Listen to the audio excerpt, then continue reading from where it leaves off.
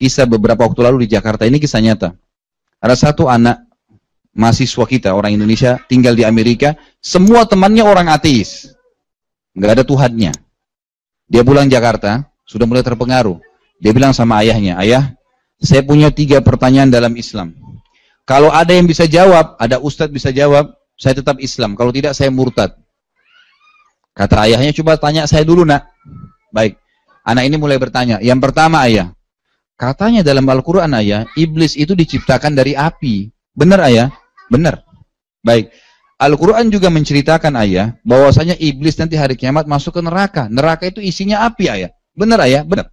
Terus iblis rasa apa ayah? Iblis dari api, disiksa di api. Rasa apa? Ini pertanyaan orang ateis ya. Dia selalu mau hubungkan dengan akal dia.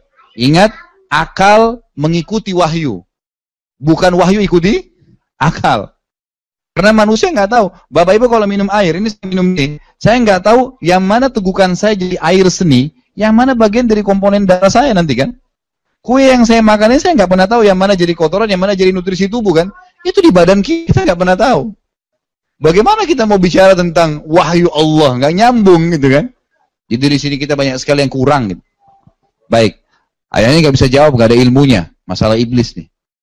Yang kedua kata anak muda ini, ayah, katanya Tuhan kita Allah. Benar ayah? Benar. Tapi Allah nggak kelihatan ayah. Baik, saya mau yakin Allah itu ada. Tapi tolong berikan saya contoh satu saja. Fenomena alam yang tidak kelihatan, tapi saya bisa rasain. Supaya saya yakin Tuhan ada. Saya rasain, tiap hari bisa saya rasain, setiap saat saya rasain, tapi saya nggak bisa lihat. Supaya saya yakin Allah ada. Juga ayahnya nggak bisa jawab. Nggak ada ilmunya. Yang ketiga ayah, ada kalimat dalam Islam, kalau sudah disebutin nggak bisa dibantah. Itu takdir. Kalau dia mati tabrakan, takdirnya. Siapa yang bisa bantah? Nggak ada yang bisa jabarin. Takdir artinya sudah selesai, terima aja. Apa itu takdir ayah? Juga ayahnya nggak bisa jawab. Cari ustadz, dapat satu ustadz. Begitu datang ustadznya, langsung dikatakan oleh anak muda ini, Ustadz saya punya 3 pertanyaan dalam Islam, kalau bisa dijawab, ya saya tetap Islam, kalau tidak saya murtad. Tapi Ustadz jangan marah ya. Baik silahkan. Yang pertama iblis Ustadz dari api, ciptakan, masuk neraka di api. Apa yang dia rasain? Baik, yang kedua, contoh saja satu Ustadz, fenomena alam yang bisa saya rasakan setiap saat tapi nggak kelihatan, supaya saya yakin Allah itu ada. Baik, yang ketiga Ustadz, apa itu takdir? Bapak Ibu tahu apa yang terjadi? Ustadznya berdiri ditampar anak muda ini. Waktu ditampar, anak muda bilang, kan Ustadz tadi janji nggak marah. Kata Ustadznya, saya nggak marah.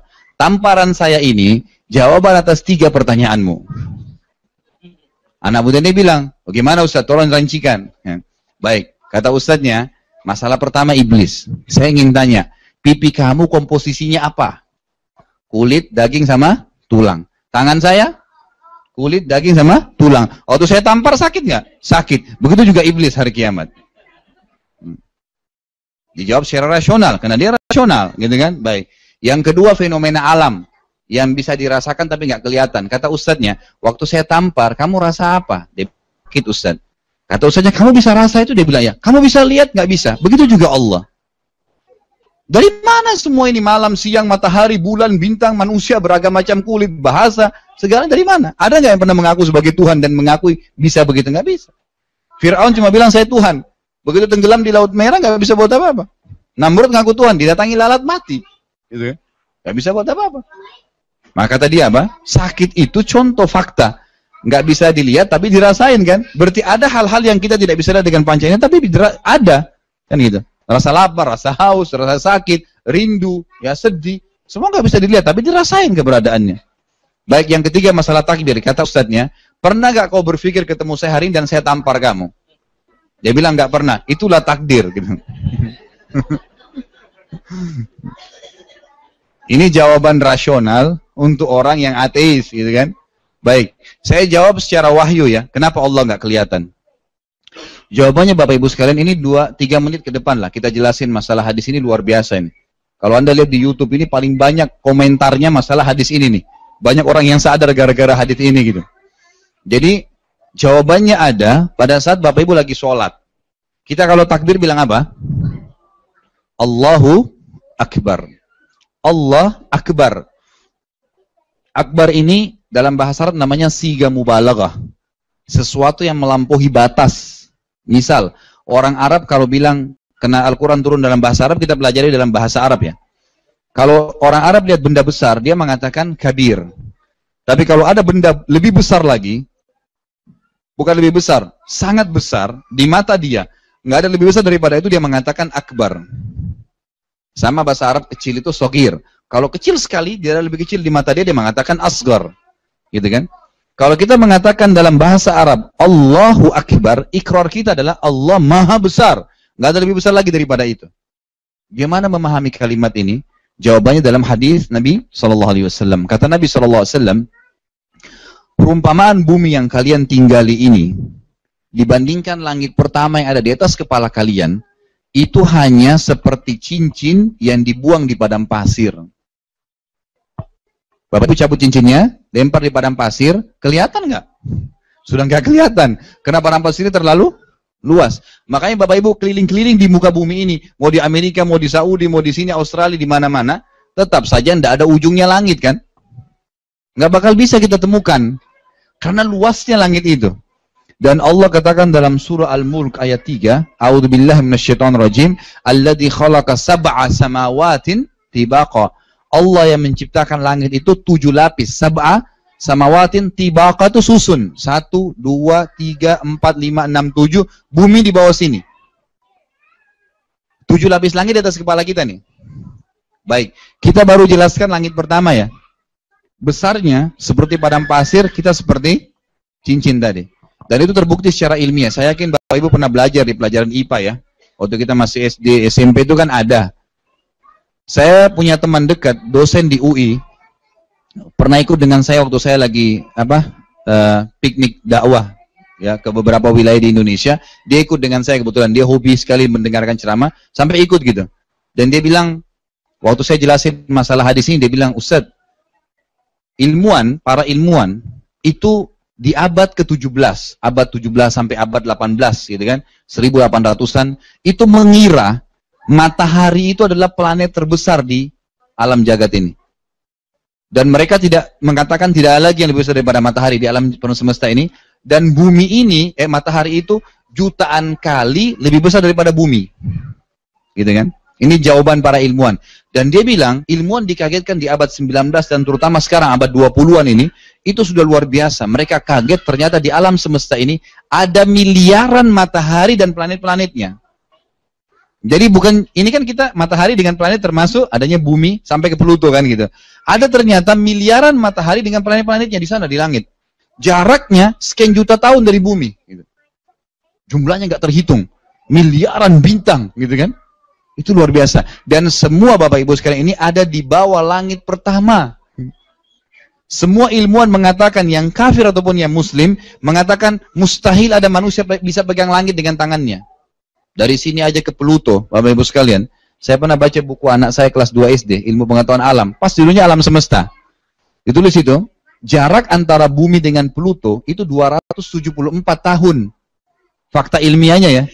Makanya nggak ada astronot dikirim ke Pluto, mati tengah jalan.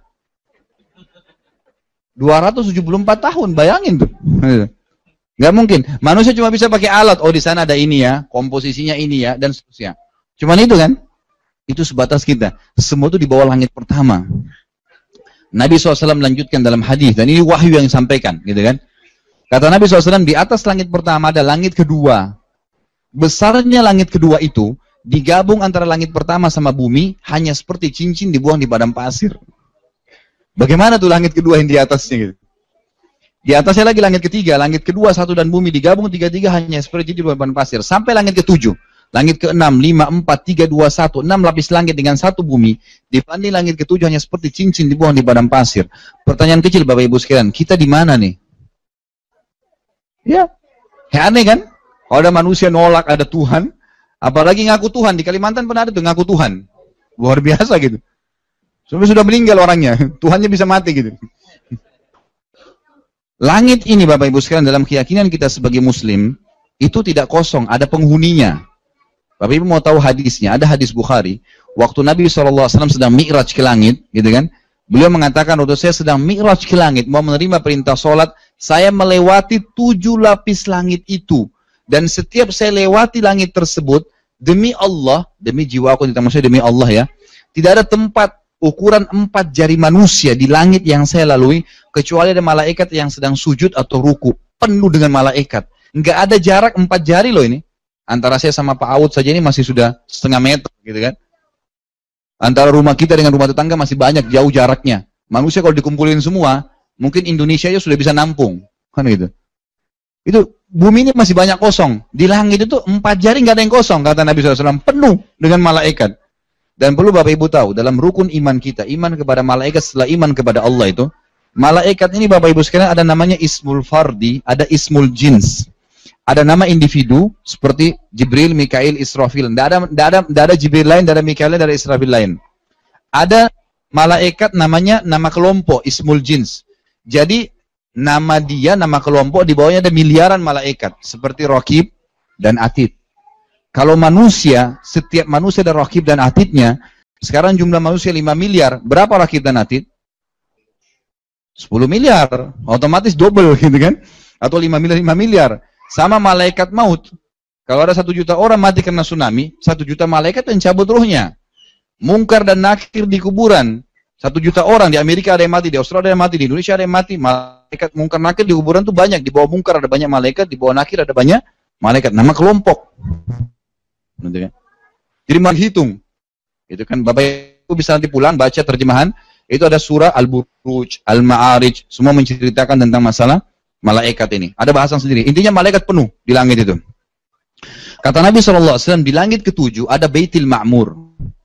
Seperti Ka'bah di muka bumi. Ka'bah tempat tawafnya manusia dan jin. Kalau di atas itu tempat tawafnya malaikat. Kata Nabi SAW, tiap hari ada 70.000 malaikat tawaf, pergi nggak pernah kembali lagi. Mati sudah. Besok malaikat baru 70.000 pergi, hancur nggak pernah lagi.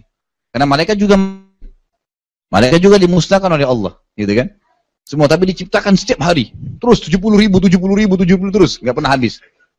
Baik, di atas langit ke-7 masih Sidratil Muntaha. Pernah dengar kan? Baik, apa itu? Pembatas antara Allah dengan makhluknya. Kata Nabi SAW, besarnya Sidratil Muntaha itu digabung antara 7 lapis langit dengan bumi. 8-8-nya hanya seperti cincin dibuang di padang pasir. Itu gimana itu? Kita kalau tanya ada di mana kita ini? Lebih halus daripada debu di ruangan ini gitu. Di atasnya Sidratil Muntaha ada lagi ciptaan Allah. Lautan Bapak Ibu sekalian. Mungkin susah masuk di akal manusia, tapi ini wahyu. Kata Nabi SAW, di atas Sidratil Muntaha Allah ciptakan sebuah lautan. Yang lautan itu besarnya digabung antara Sidratil Muntaha, 7 lapis langit dan bumi, 9-9-nya hanya seperti cincin dibuang di padang pasir. Jadi kita ini ada di dasar lautan. Dan lebih halus dari sekian juta kali daripada debu lautan itu. Seperti itu. Gitu kan? Makanya Allah katakan dalam Al-Quran, wa kana arsyu 'alal ma'. Dan singgasananya Allah ada di atas air. Jabaran tafsir itu adalah hadis ini. Di atas lautan tadi ada arsy-nya Allah. Pernah dengar istilah arsy ya? Tsumma stawa 'alal arsy, kata Allah. Kemudian Allah bersemayam di atas arsy-nya. Bagaimana arsy-nya Allah? Dengarkan, kata Nabi SAW, besarnya arsy-nya Allah itu digabung antara lautan tadi, Sidratil Muntaha, 7 lapis langit dan bumi, 10-10-nya hanya seperti cincin dibuang di padang pasir. Saya perkuat begini, Bapak Ibu waktu kita masih kecil, kalau mau ngusir setan disuruh hafal ayat apa? Apa itu ayat kursi? Memang betul ya, karena hadisnya mengatakan waktu ayat kursi turun, semua setan lari ketakutan. Apa itu ayat? Ayat itu informasi. Kursi itu bukan kayak bahasa Indonesia, kursi tempat duduk, bukan.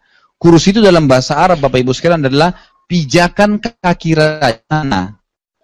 Jadi kalau raja mau naik singgasananya, ada pijakan kakinya, itu namanya kursi. Apa yang kita baca? Wasi'ah. Terjemahin satu-satu ya. Wasi'ah itu dalam bahasa Arab artinya telah menutupi. Orang Arab kalau mengatakan wasi' artinya luas sekali. Nggak ada batasnya. Kalau kita bilang wasi'ah, telah menutupi